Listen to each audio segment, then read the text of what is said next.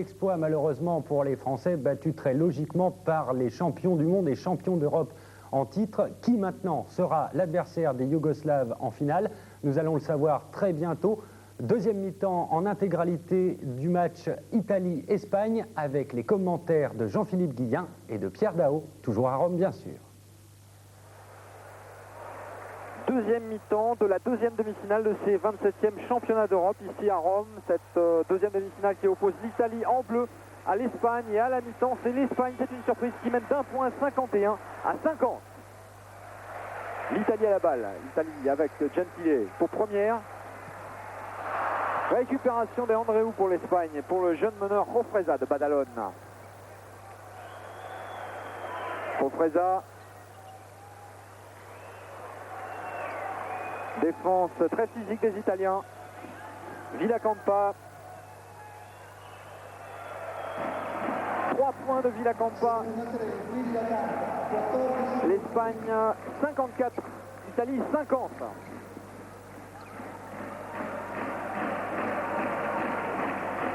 Gentile, Riva. Rusconi tout en puissance. Le jeune pivot de la sélection dans la digne lignée de Ménéguine. Mais là, les arbitres ont estimé qu'il y avait passage en force. C'est l'arbitre américain qui a sifflé. Monsieur Bourg. Grosse protestation des 12 000 spectateurs. Bien évidemment, souhaiterait voir l'Italie en finale face à la Yougoslavie. Et pour l'instant, c'est l'Espagne qui mène. 54-50. Une équipe d'Espagne qui n'a rien à perdre. Tout a gagné, contrairement à l'Italie que tout le monde voyait déjà en finale. Une équipe d'Espagne qui est bien articulée autour de Villacampa et San Epifanio. Et surprise, les pivots espagnols avec Martin, Andreu et Orenga sont en train de faire au moins un jeu égal avec les pivots italiens. Riva en contre-attaque. Sur une belle passe première. Première qui est fortement applaudie par le public car il joue toute la saison ici dans la salle du Messaggero de Rome. C'est un peu l'enfant, le chouchou du public. Jofresa pour l'Espagne. Martin. Rebond Rusconi. Gentile. Qui calme le jeu, les Italiens tentent de poser le jeu. Une grosse lutte avec Magnifico et Andreu. Le voilà Magnifico. Il a tenté de servir Rusconi, mais l'Espagne repart en contre-attaque. Villacampa pour San Epifanio. Et 56-52, 4 points d'avance pour l'Espagne. On est en train de voir un remake du premier match, lorsque l'Italie avait été accrochée par la Grèce. En première mi-temps, la Grèce jouant magnifiquement. Et en deuxième mi-temps, eh bien, le jeu physique des Italiens avait fait la différence. Mais quand je dis physique, c'est peut-être un petit peu plus que physique. Gentile qui est à 0 sur 3 à 3 points. Une équipe italienne qui n'a pas confiance, qui joue en dedans, comme on dit dans le jargon du basket. Et comme vous l'avez dit Pierre, toute la pression est sur les Italiens, car bien évidemment, on les attend en finale. Il y en avait une première mi-temps exceptionnelle, de qualité, en particulier du côté espagnol, avec des tirs à mi-distance, 63% de réussite à l'extérieur, des contre-attaques, une domination nette au rebond offensif des Espagnols, 8 contre 3. San Epifanio qui continue son festival, 17 points déjà de marqué. Et l'arbitre américain, M. Bourg, qui récidive. Un nouveau passage en force italien. Bien évidemment, le plus protège. C'est un peu nouveau, Pierre, cette façon d'arbitrer à ce niveau. Maintenant, on siffle, on est beaucoup plus sévère sur les passages en force. Oui, je crois que la défense était trop désavantagée ces derniers temps. Et là, on essaye de lui donner un petit peu d'égalité. Mais là, il est à noter que les Italiens jouent n'importe comment, jouent individuellement, car un petit peu paniqués. L'Espagne a les rênes du match en main. Jofresa, Villacampa, il reste 17 minutes de jeu. Rusconi au rebond. Au Gentile.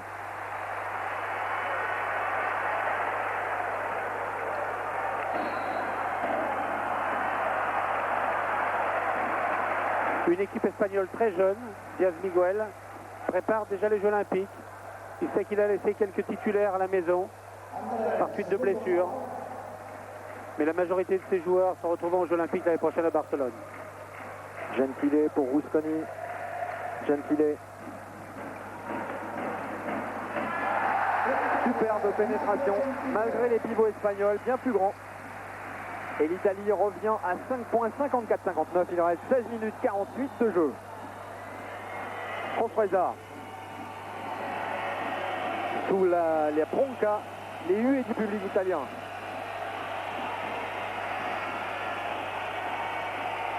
Villacampa. Contré par Rusconi. Contre-attaque italienne. Gentile. Magnifique. Déjà 11 points pour Gentile, on le revoit au ralenti. Magnifique au niveau, très technique. Ce dribble de la main dans le dos, tire de la main gauche.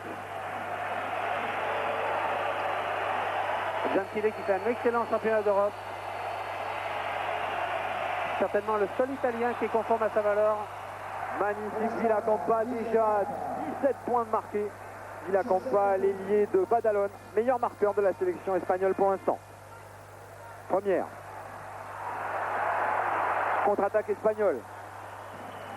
Rofresa. Oh!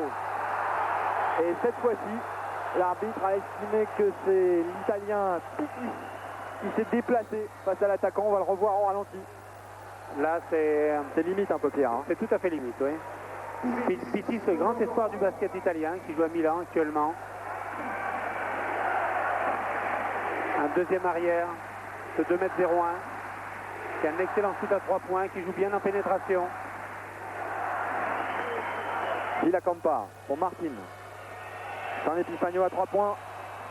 C'est réussi. Une démonstration de jeu de la part des Espagnols actuellement.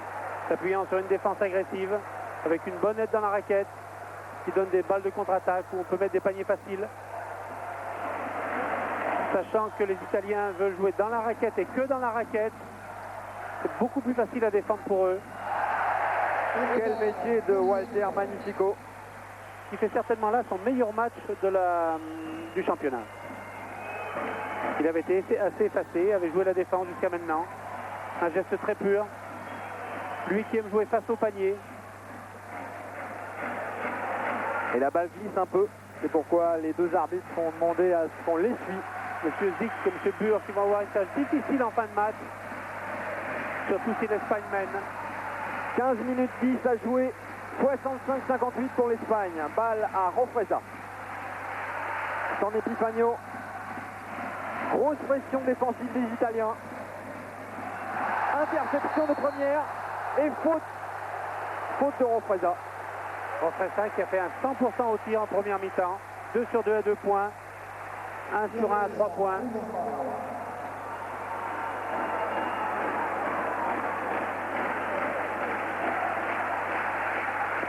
On s'aperçoit qu'il est tout à fait dans la lignée des meneurs de jeu espagnols.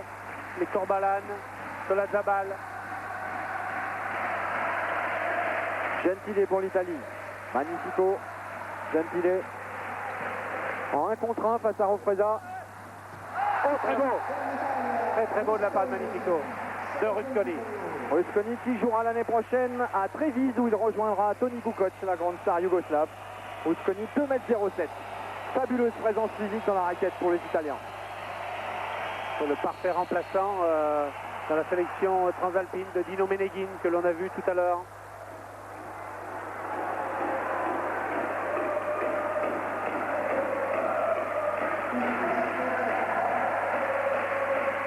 Faute de Pitti sur ce ralenti.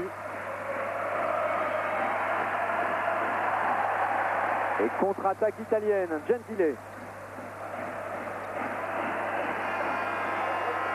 Pitti. Quelle défense actuellement d'Andreu sur Magnifico. Une défense avec changement de la part des Espagnols qui actuellement nous montre certainement le meilleur jeu d'attaque de tous ces championnats d'Europe.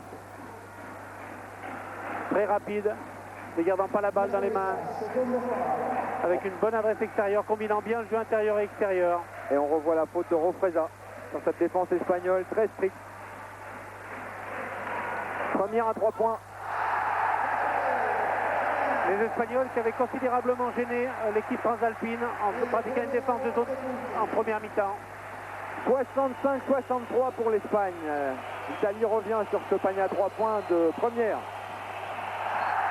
On va assister une grosse pression tant de la part des joueurs que de la part du public contre ces Espagnols. Espagnols qui, répétons-le, sont très jeunes. Alors que l'ailier Cargol justement remplace l'ancien Pierre, Juan Antonio San Epifanio, qui a besoin de se reposer. Il a du mal à son âge à tenir le rythme d'une rencontre aussi difficile. Cargol qui a fait d'énormes progrès. 2,05 m. Un joueur allié qui passe très bien en ligne de fond, qui tire à 3 points maintenant. Une des valeurs sûres du basket espagnol pour la prochaine 5 prochaines années. Gentile, alors que l'Italie a regagné la balle sur une remise en jeu qui n'était pas réglementaire de la part des Espagnols. Gentile en tête de raquette. Oh là, oh là là là là là là là. Faute. Là, on revoit l'équipe italienne pratiquant l'anti-jeu comme elle l'a fait déjà contre l'équipe grecque. Je crois que les arbitres doivent absolument sévir. Faute de Rusconi. La troisième faute de Rusconi, c'est important.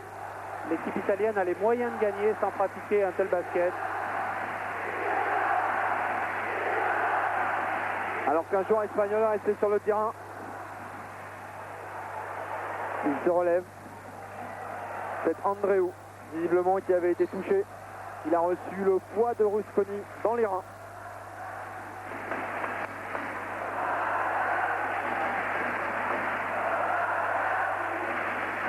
« 13 minutes 30 à jouer, 65-63 pour l'Espagne. Dans un palais des sports de Rome, tout acquis à la cause de l'équipe nationale italienne. Et Villacampa va savoir que lorsqu'il y a un double écran chez les Italiens, il vaut mieux passer à côté qu'au milieu.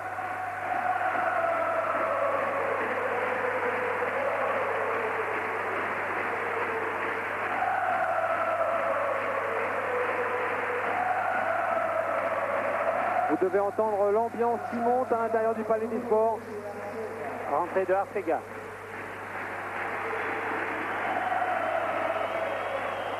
L'Espagne à la balle. Martin en tête de raquette. Les Espagnols ont un 5 très physique. Avec 4 joueurs à plus de 2,4 m. Contre-attaque. Et Gentile à la conclusion sur une passe de Piti.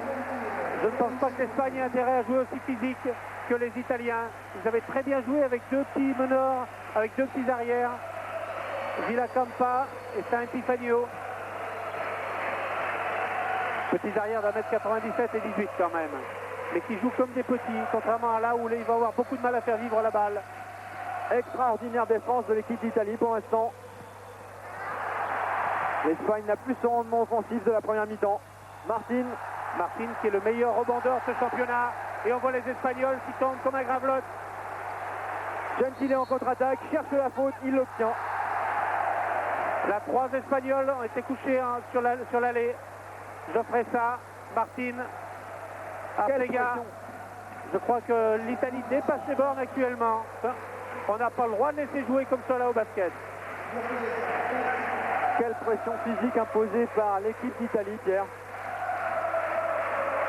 Je ne vous cache pas que j'aime beaucoup le basket physique, mais je n'aime pas l'anti-jeu. Et là, actuellement, l'Italie pratique l'anti-jeu.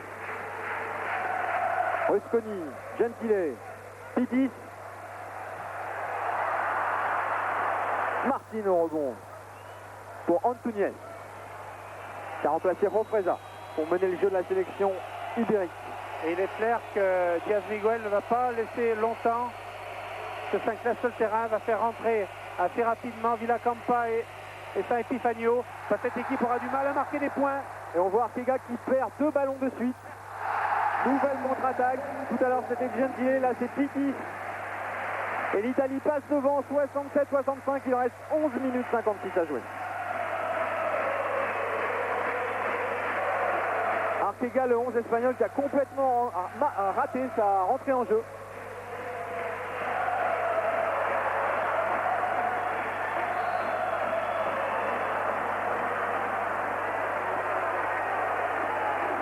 Faute de Roberto Premier pour l'équipe italienne. Première.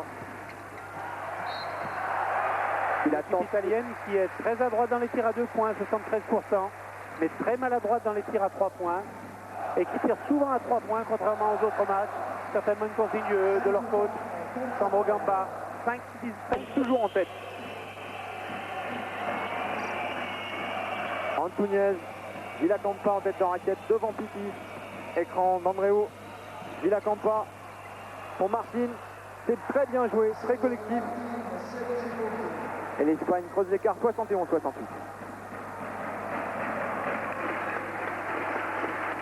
Quelle belle position défensive d'Antunes.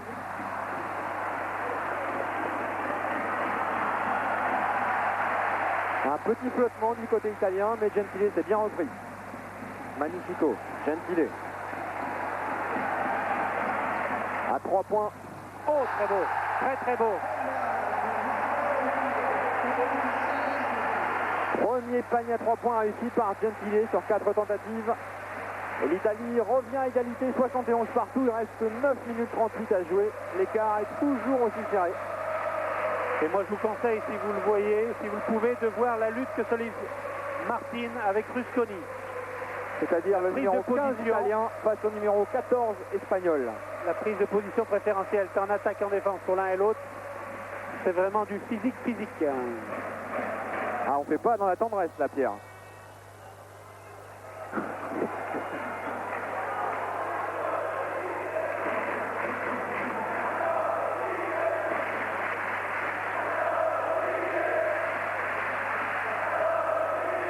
Balle à l'Espagne.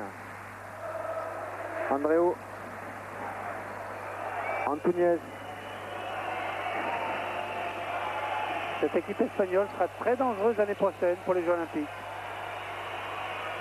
Jean Epifagno.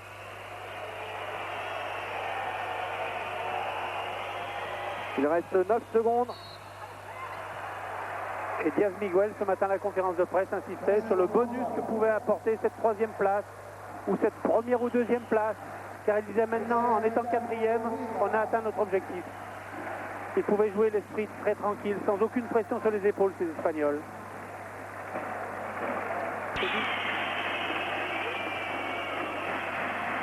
Quelle pression!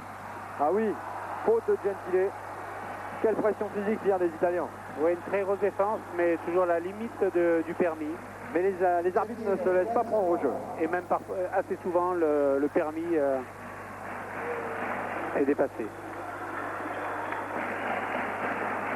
C'est quand même une bonne chose d'avoir désigné un arbitre américain pour cette rencontre qui s'est fait remarquer par la justesse de ses décisions jusqu'à présent. Non seulement l'arbitre américain, mais vous savez que M. Zick, qui est un des tout meilleurs arbitres mondiaux,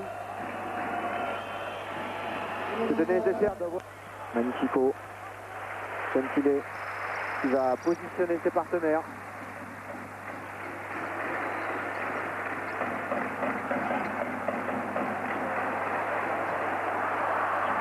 Un peu bizarre de voir Magnifico shooter à 3 points Pierre sur cette attaque italienne. Vous savez qu'il a été drafté par les Américains en NBA pour jouer ailier fort il y a 4 ou 5 ans de cela. Ça explique un peu ces tirs face au panier qu'il aime bien faire et qu'il fait de moins en moins. 73-71 toujours.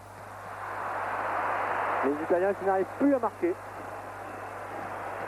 Les Italiens qui jouent beaucoup trop individuellement actuellement.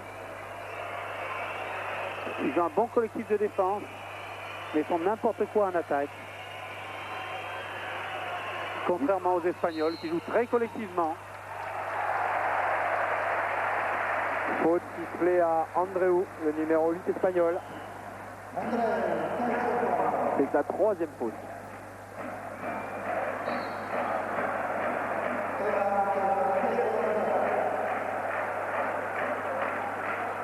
Oui, on a laissé passer des fautes beaucoup plus graves que cela.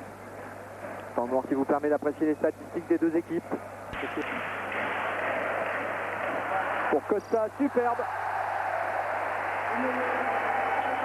Magnifique passe.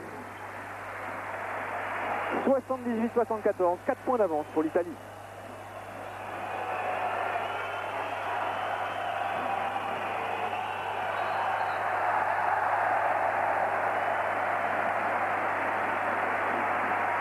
L'arbitre siffle un marché.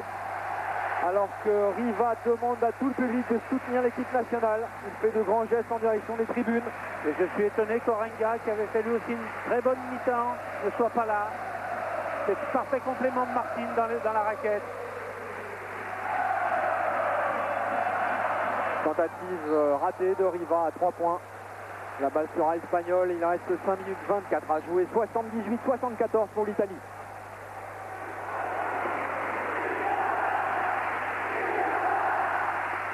Le public est absolument déchaîné dans le Palais des Sports de Rome. Ofreza, Villacampa, San Epifanio.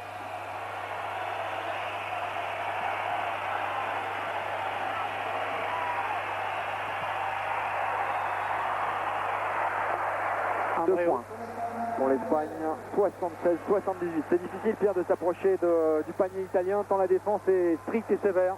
Oui, puis, mais je crois qu'assez rapidement, on va voir Villacampa ou San Epifanio tenter leur chance à 3 points.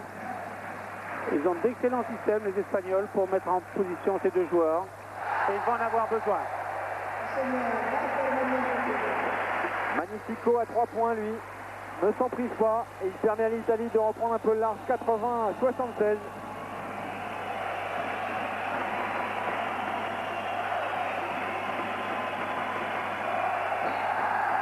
Balle perdue par l'Espagne.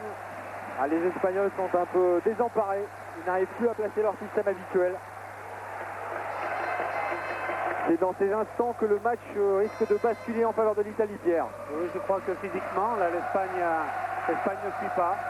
Usé par la pression italienne actuellement. Ils ne peuvent pas développer leur jeu de mouvement. Riva parfaitement décalé sur la droite.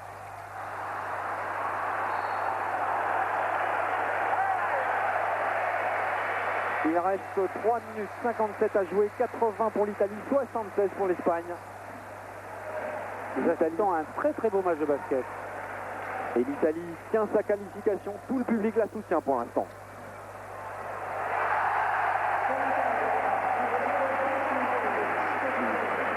Quelle technique individuelle de Brunamonti. Quel métier. Le joueur italien le plus vieux, qui a participé à 4 championnats d'Europe. 3 points de San Epifanio, 82-79 pour l'Italie. On revoit ce shoot à 3 points.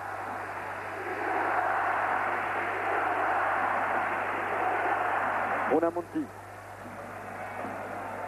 Titis à 3 points. Le rebond est espagnol. Il est assez exceptionnel de voir une équipe italienne tirer 24 fois à 3 points.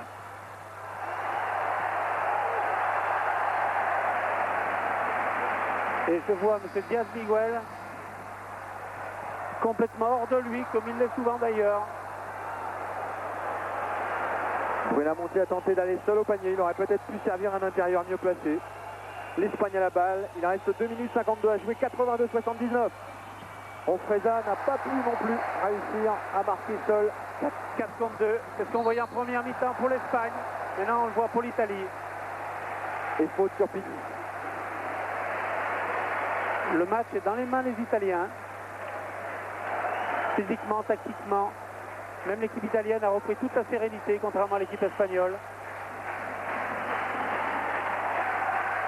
Oui.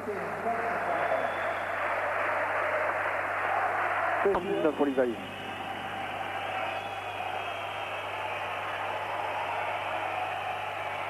Et voilà, préparation de tir à 3 points.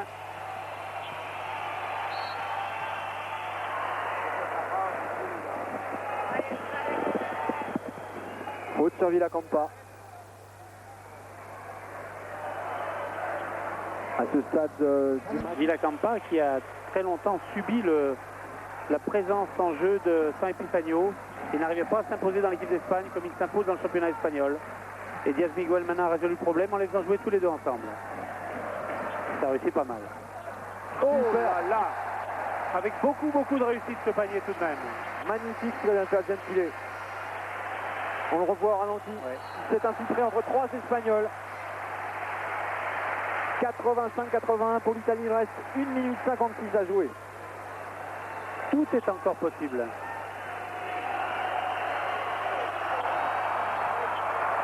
Martin à 3 points. Par exemple, cela, vous voyez. Ils tentent vraiment tout ce niveau espagnol, y compris des shoots à 3 points. Ah, problème à la marque, 84-85. Tout à fait, voilà. On vous a écouté, Pierre, 85-84 pour l'Italie. Le panier espagnol a mis du temps à s'afficher. Et là, le ballon vaut cher. Et Bruna Muntic, qui n'est pas un tireur à 3 points, cela fait 2 fois, déjà contre la Grèce, a sauvé son équipe par un tir à 3 points dans la dernière minute. Une grosse prise de responsabilité du meneur de jeu de Bologne. Il n'a pas hésité, il reste 1 minute 23. 91-85. Quelle prise de risque de Gentile pour l'Italie. Et à noter pratiquement son équipe. Pratiquement autant de tirs à 3 points que de tirs à 2 points chez les Italiens. San Epifanio, c'est raté. Le rebond est particulièrement disputé. Andreu marque 91-87 pour l'Italie. Il reste 41 Je ne secondes. comprends même pas que les Espagnols ne fassent pas pressing et ne fassent pas une faute directement sans faire une faute intentionnelle. Car maintenant le temps s'écoule en faveur des Italiens. C'est très mal joué de la part des jeunes Espagnols. Je ne comprends pas. Ah, c'est pas possible. 24 secondes encore. La balle est italienne. C'est incompréhensible. Ah, Ça y est. quand même.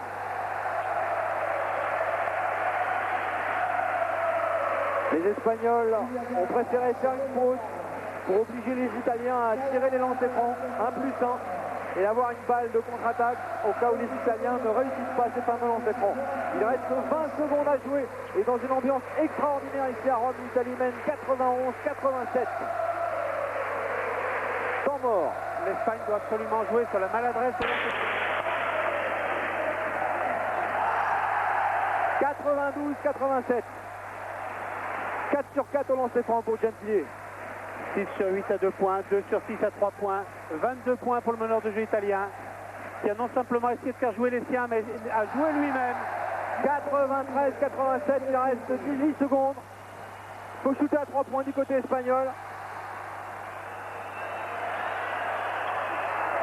Et faute tout de suite. Faute tout de suite, on a 93-90 après ce panier à 3 points réussi. Voilà. Intentionnel. Ça mérite une faute intentionnelle.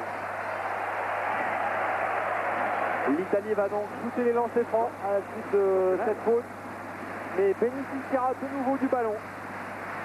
C'est là où l'arbitre doit être extrêmement vigilant sur la notion d'intentionnel ou pas. Car il est évident que les Espagnols ont choisi le joueur qui ait le moins de possibilités de marquer le lancer franc, Costa. C'est très bien joué tactiquement. En loupant, il reste 3 secondes encore pour espérer faire un match nul avec un tir à 3 points. 93-90 pour l'Italie. C'est tout le bonheur du monde ou tout le malheur du monde sur les épaules de M. Diaz-Miguel. Le shoot est raté, c'est terminé. L'Italie se qualifie pour la finale 93-90. Comme en 83 à Nantes en France, l'Italie jouera la finale des championnats d'Europe des Nations à domicile. L'Espagne jouera la 3e place face à la France. Et donc l'Italie disputera demain soir la finale face à la Yougoslavie. Merci d'être resté si tard avec nous. L'Italie s'est donc qualifiée 93-90. Le basketball continue demain sur la 3 à partir de minuit. Bonne nuit à tous. Ici Rome sur des commentaires de Jean-Philippe Guillain et Pierre Daho. À vous Paris.